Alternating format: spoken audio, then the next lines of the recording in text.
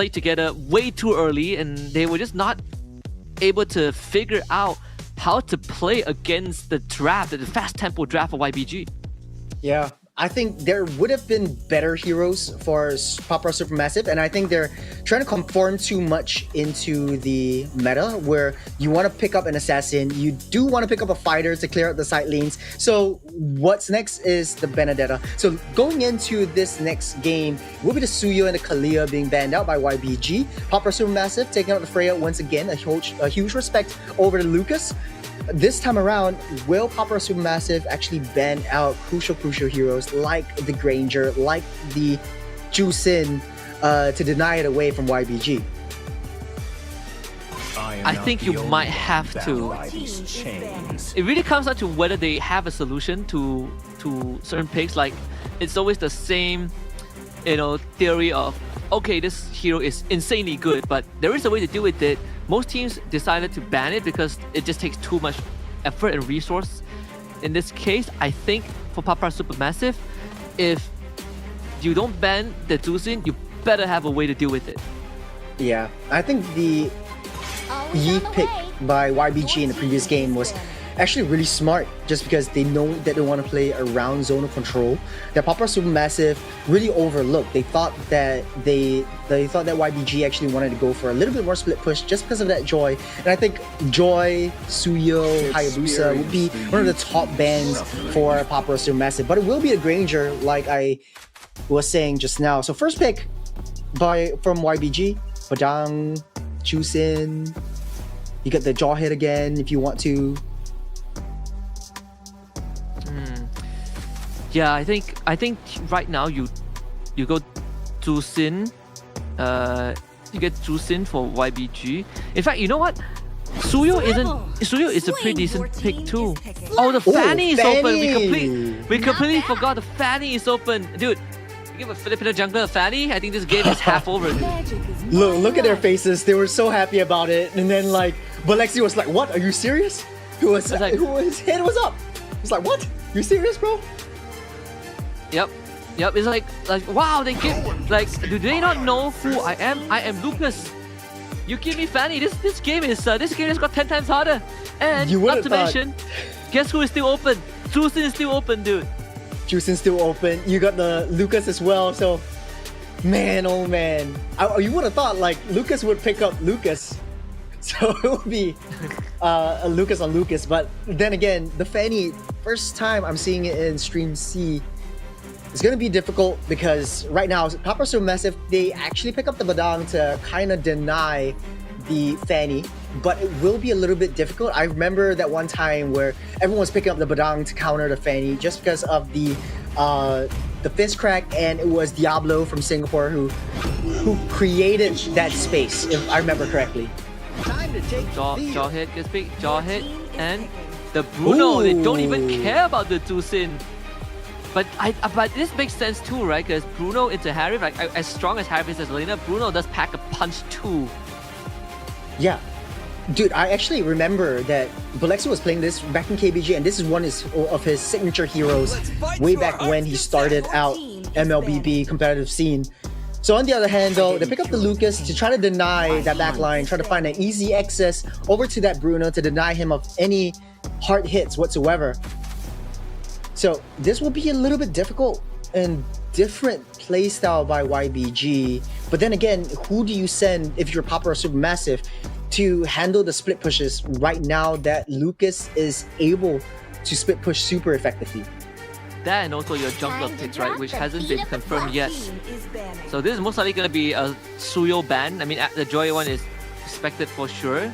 Suyu's already banned out. Suyo actually is already banned out, yeah. So who else is left? I mean, I don't think they care about banning a Bandetta. I mean, Hayabusa, I guess.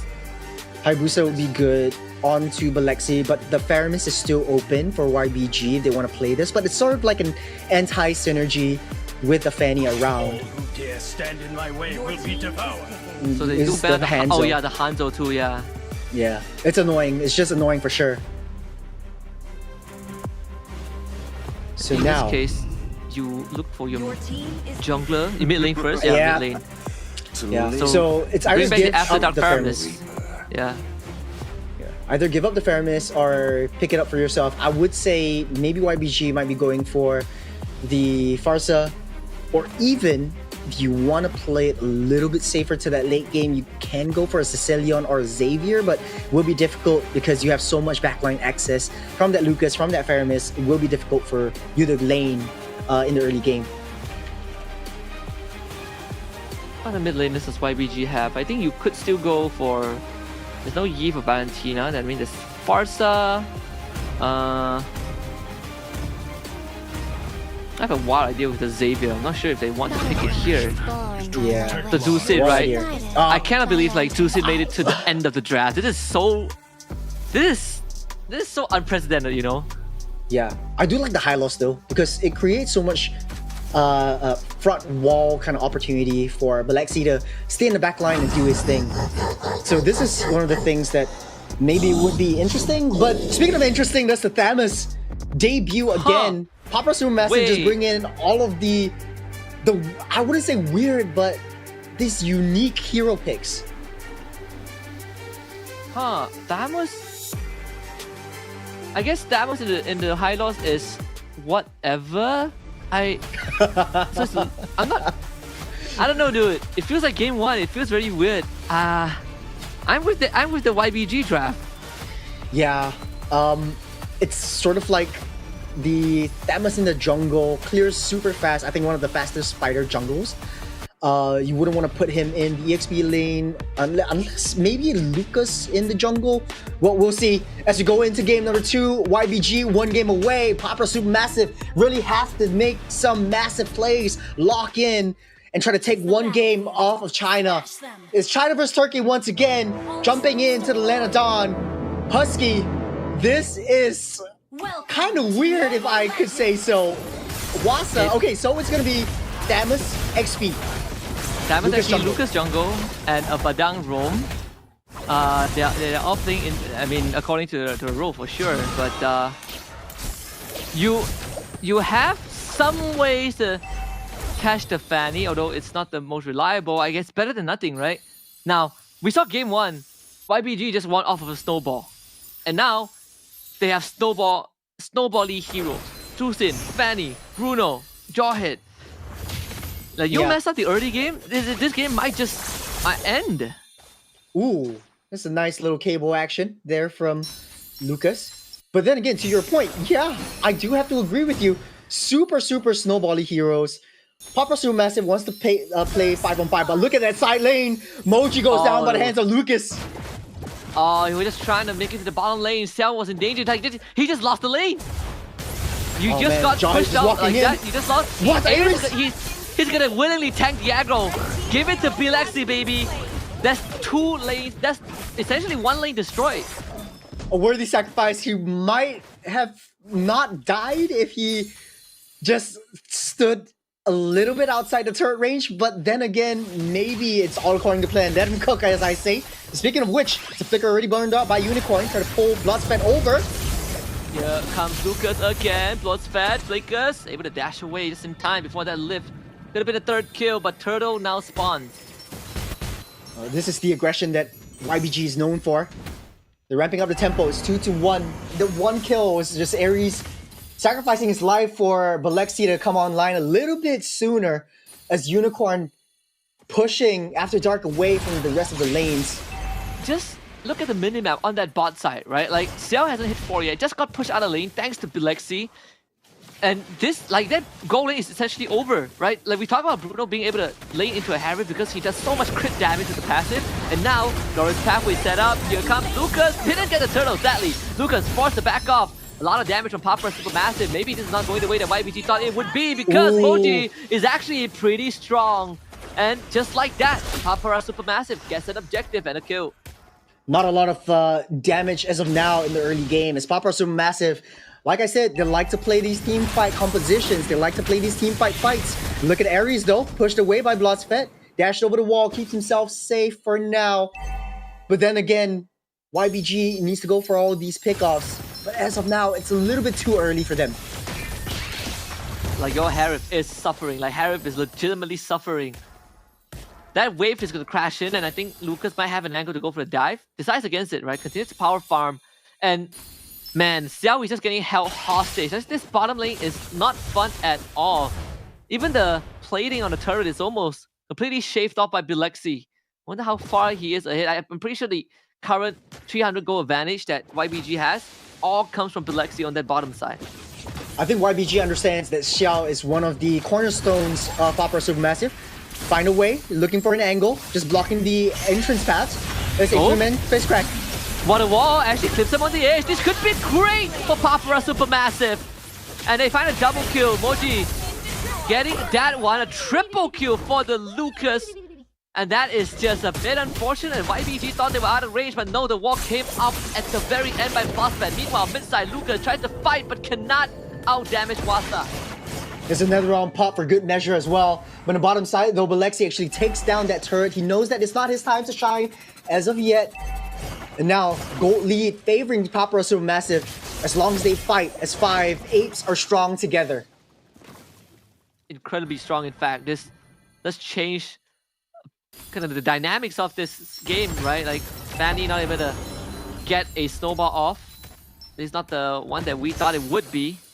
In fact, I thought Lucas would go for lethal ignition, but in fact, he went for Impure Rage. Second turtle up on the board. Moji looking incredibly comfortable with the killing spree and the level lead over Fanny, which at least some XP lead over Fanny. You don't see often. A toss on the afterdraft. He purifies to get away. And backline destroyed by Bloodspad. And Moji who comes in. Lucas will finally take out Bloodspad, but now has to retreat. Getting stuck on by Moji, but able to cable to safety.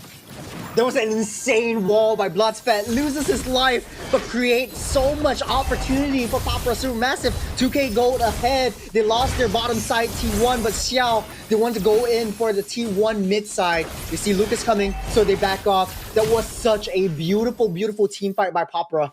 The game plan right now for YBG, go for that split push. Bring that Fanny onto the off lanes, try to pull PAPARA Supermassive apart.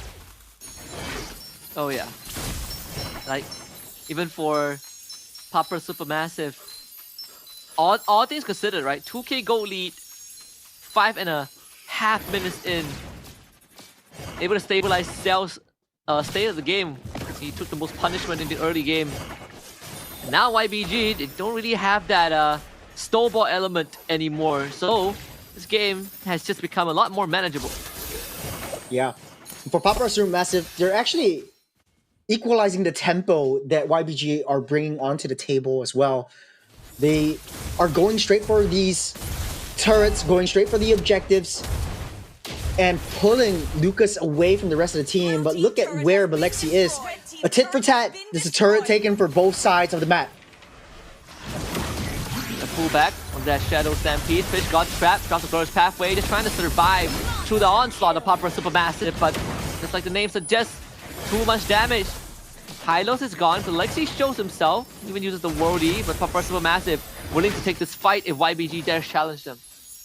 Oh man, the gap closers for PAPARA Supermassive. I understand now why Wasa was actually picked up, because the true damage is basically a small little AoE. Whenever the Inferno erupts, it's true damage onto all targets trapped underneath Bloodspat's walls. So it was a really, really good combo that I completely overlooked. And Moji though, this is just insane with the new killing spree, newly updated killing spree, giving him leases of life, trying to chase down his targets, a true lion in nature. The turtle on the board. This game felt like it's gone on longer than it is. Then that's kind of the state we're in right now. Right? Incredible pacing from both teams. It's playing so fast. PAPARA Supermassive with the priority. Of course, top tier 1 of YBG goes down. YBG thinking of contesting. Glorious Path drop very early. PAPARA Supermassive pulls out the turtle. No full commitment. In fact, they found Bilexi. Bilexi forced to flicker away. Xiao chasing for him. Can't get the single fisher. Meanwhile, Moji almost taken down. Lucas can't find a kill, but Moji will disengage. NetherRealm gets used. Resources expanded by PAPARA Supermassive, and now it's the late stage of the fight. What more gas do they have left in the tank? It seems like enough to stay alive. Moji healing a little bit back up. They're going straight for that turtle once again. They won't be able to contest for this. Was YBG easily picks that one up. Moji doesn't want to risk it. Finally taking a turtle for themselves. Here comes Lucas though. almost getting trapped in the enemy jungle, but look at that, it's a Herculean effort. Blossom misses the flicker! Fitzcrack, and now he's gonna lose his life, finally punished by YBG. Another leap back onto Wasta. He's able to leap away. Spupper Supermassive trying to keep the structure alive, but not really sure if they can do it for any longer. Oh man, the Juicin is just so annoying once again. The Lantern always constantly pulling and pushing enemies away. And the positioning of Unicorn makes it so hard for PAPARA Supermassive to close that gap onto Unicorn and thinning the economy line down to 1,000 gold lead. Bot tier 2 barely saved for now, but still, I mean, PAPARA Supermassive, they're the one retaining a bit of that goal advantage, right? 1.5k. So it's closer than, you know, it looks on the surface. Yeah, but the damage from Xiao is a little bit too much. Unicorn actually popped the Crimson Beacon to get away safe. But here comes Moji, trying to take one for himself. Won't want to commit any longer. It's constant push and pull. It's a boxing fight. Everyone's touching and going, but no one's actually falling.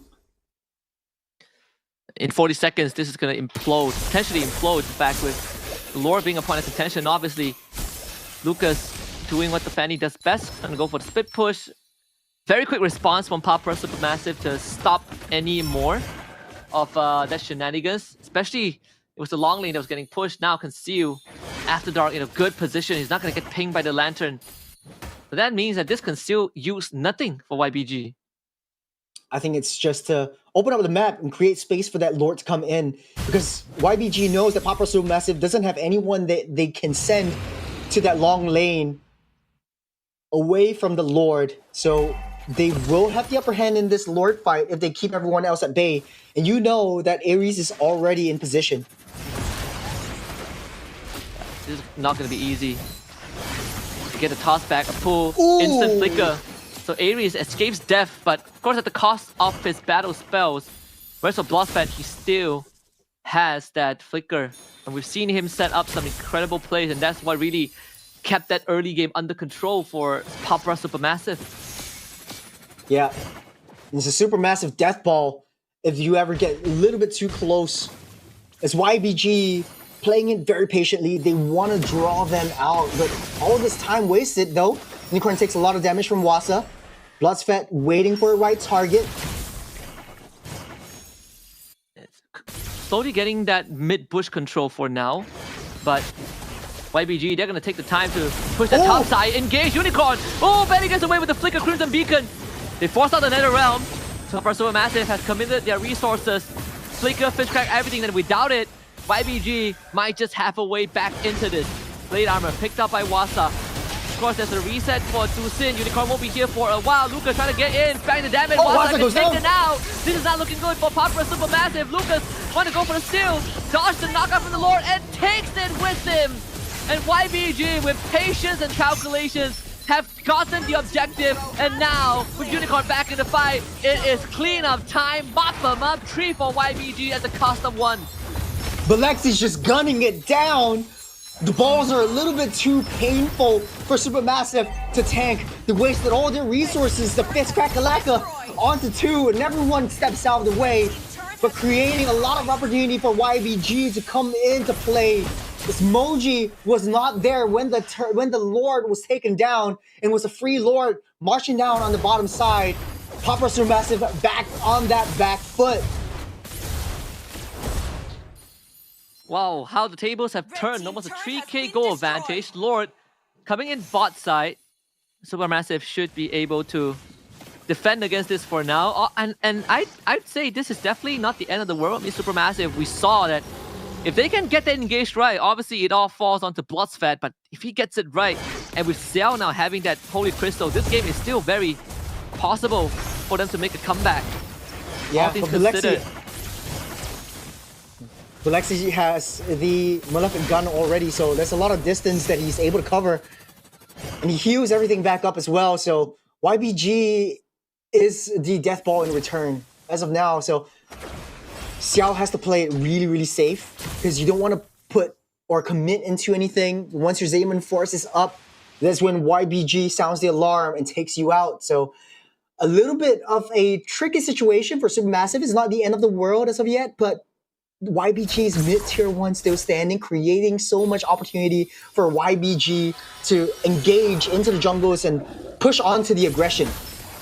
We did see that Fish God just picked up the Favor's Blessing on his boot, so even more healing. Of course, purple buff will be secured by PAPARA Supermassive.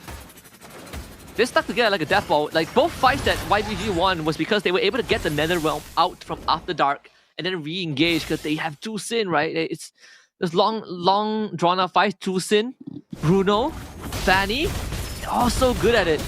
It's the same exact modus operandi as what Aurora Turkey did against Falcus Mena, where you get that Netherrealm out of the way and then you fight them on even grounds instead of a 5v10, it's just a 5v5. Yeah. And I think YBG, they're adapting to how Supermassive wants to play. And they're a little bit quick on the adapt as well. So Lord spawning up in 20 seconds. They're fighting the long lane, trying to make sure that their lanes are pushing into their favor for both teams. But YBG does have the Fanny, though. It makes it so much easier for him to be mobile all across the map. Yeah, I mean, look at this, right? It's already set up to be a slow push on the top side. Instant conceal. Spotted out very quickly. If PAPARA Supermassive isn't paying attention, that slow push is going to build up very, very quickly and become a threat to the inhibitor. And, well, to make things worse, PAPARA Supermassive don't exactly have anyone to play side lanes effectively, right? You don't have a Moskov, you don't have like a Suyo or Joy. You're just relying on this the presence at the lower pit to stop YBG from taking the objective. And speaking of relying, I think it's all on Bloodspet's fists. If he's able to make a really good engage, this might be PAPARA Supermassive's game. But YBG can't make a single mistake this time around. They are and they have the upper hand. It's just if they get a little bit too close, if they pull the trigger a little bit too early, this is where PAPARA Supermassive can take advantage of that. Yeah, I mean, that slow push. This next wave is going to force that wave in. The PAPARA Supermassive, if you take that mid-bush control, if you're Bloodspet, you're definitely looking at to see if you can get to Unicorn and blow him up before anything happens. Because that's one of the ways to stop YBG from extending the fight. And he's gonna do it, right? We talk about it. Oh! That engage is not enough, so the follow-up wasn't there in time. Then the Ram used very early on. The Hellfire not expanded. This fight might have just ended. Bilexi untouched, and he's just scoring goals after goals. The lift out from Unicorn. He goes over the ball. He still goes down to the Harif, and Cell is going to be the one that saves PAPARA Supermassive. Tossed away by Ares, but still goes back in with After Dark. 3-4-3, despite YBG getting away the first time. Lucas trying to find something, but won't be able to as all of them has recalled. A little bit too late on that one. Lucas might have waited a little bit longer and popped off all of the Nether Realms from PAPARA Supermassive before entering. That might have been a game ender moment right there. But the fact of the matter is, without Lucas wiping out all of the Nether Realms, it might have been game over for YBG.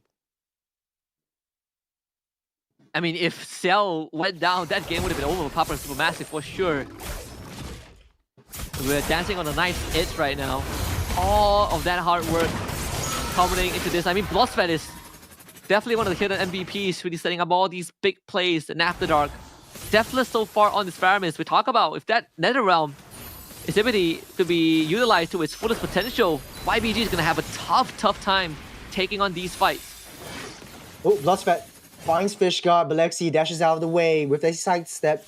Got the Lord already pushed in by Xiao. Trying to make quick work of it. They might want to blitz this down. It's a 17-minute game in this one. Their health bars just whittling down. And YBG taking control of all of that. They have their eyes set on Bilexi. Won't be able to reach him though. Man, Bilexi playing such a dangerous game. One misstep and that would have been game, but Unicorn, oh my goodness! Ooh. That's 2 tabs, the third one would have connected if he didn't have Crimson Beacon. Flicker back up in 3 seconds, but Unicorn has to recall right now. The power of the Harif in full display. Xiao decked out in his items essentially. No more though, Ares. He might just go down, yeah, it just disappears. How do you deal with the Harif? It's so hard to deal with. Way too strong. No more Netherrealm. No more Ares. No one to set up for the rest of them. Bloodspet still has that flicker, so anytime he might be able to step out, right another fist crack. It's gonna be a very tricky situation for YBG. Yeah, Unicorn has the flicker, and that's gonna keep him alive. The Lord helping out YBG a little bit. Lucas wants to collect the kill, but Cell takes him out. That is gonna be Lord for PAPARA. Supermassive. The first ever lead in almost 10 minutes for the Turkish team. Yeah, they're fighting so hard, they know it. But Blotsfed just created that space, created opportunity for Xiao to do that damage. It's just so hard for YBG to come into a super massive team fight composition. Lloyd marching down the top side. Waves are pushing. There's going to be signs of life for them. They might lose out all of the T1s, but it does not matter as YBG. This is not a game ender moment now. Not now, but they are gonna have to start considering giving up resources. This mid tier 1 goes down and Lucas will suffer the consequences of not having access to purple buff. But thankfully that won't be the case, at least for the next minute. Supermassive, I wonder when's the last time they crossed that mid section of the map. It's been way too long. They're still clearing off that waves. Waves are pushing in, these enhanced minions. They will finally take down that T1 as here comes Xiao. Oh my god, almost blew out Unicorn in 2 hits of the enhanced basic attack. That's the conceal. This could be the be-all end-all. Depending on how you look at it, NetherRealm committed very early on, so no NetherRealm means that there is a chance for YBG if they can find that angle to start a fight. It's a 50-second timer though. It's going to be a very short countdown for it, but they don't want to sound the horns as of now. Moji unable to close the gap onto Lucas. No one to trap him out. But now Glorious Pathway leading the charge though. Blotsfed not easy to take down. Ares actually flickers into the middle, but wants to go for the eject to save. Blotsfed loses the immortality, but it's all about Pelexi and Cell. They both are the linchpins of the team, but Cell definitely stronger in this case. Mega kill for the Harif and 2 dead for YBG. Oh man, looks like it's over. 45 seconds for Fish God and Unicorn that they can't do nothing about. YBG desperately hanging on. There's just single target Blotsfed. Yeah, they gotta clear the wave. Lucas will try his best. Pelexi stays alive. They actually take out Blotsfed. Blotsfed goes down. They need a lot more time than that. Immortality from Ares is gonna be popped. Pelexi putting on a godlike defense. Mid-wave cleared out, so this game has not ended yet. There's a Lord spawning, and this one is enhanced. Past 18 minutes, PAPARA Supermassive turns their attention to the objective that's gonna give them a win. And Lucas needs to make the play of his life. It might not happen though. They can't get close. Once they go in, might be risking anything. Lucas doesn't have the blue buff as well. Yeah, it's gonna chip away after Dark's Hellfire. A toss back from Ares to trying to stagger things out. Pelexi also committing a little bit. PAPARA Supermassive putting off the Lord. But the Lord is very low. They gotta go all in. It's gonna be after Dark that gets the objective. All that effort from YBG amounting to nothing but death. And Cell gets the pop off once more. Double kill so far. And this game is pretty much in the bag for PAPARA Supermassive, unless Lucas can make something happen, but it doesn't seem possible. They've got the Lord in their possession as well. Lord gonna be marching down the mid side. Man, it's not looking good. No Pelexi, no Ares, no front lines as well. Fish God finally getting that reset that he needs. But it's going to be the Fanny who needs to be able to do something about that defense. It's a tall order for YBG. Yeah, I don't think they have any way of defending this. They don't have the best way for the Fish God. We'll try to slow him down with the Glorious Pathway. It's all about throwing bodies to buy a bit of time. 20 seconds is what they need, but they don't have that time. PAPARA Supermassive forces the game tree. Looking happy about it. We doubted the Thamus pick. A little bit non-meta, a little bit weird, so to speak, but they made it work. Apes together strong. And PAPARA Supermassive was just unbeatable when they're together as 5. Once you hit that mid-game power spike, Xiao was just dominating left, right, and center. So kudos to both teams though. YBG held up their end of the bargain with a huge front. But at the end of the day, it's a 1-1. It's anyone's game in the next series. It's gonna be a shocker for YBG, right? They really felt like they had the perfect draft. Fanny, Zhuxin had made it to 5th pick. like a dream come true for YBG, but they couldn't get the snowball going in the early game despite seemingly having a snowball going in the early game. All things considered, right? We talk about Cell popping up in that late game, but I gotta say, Bloodsvet is the hidden MVP for PAPARA Supermassive.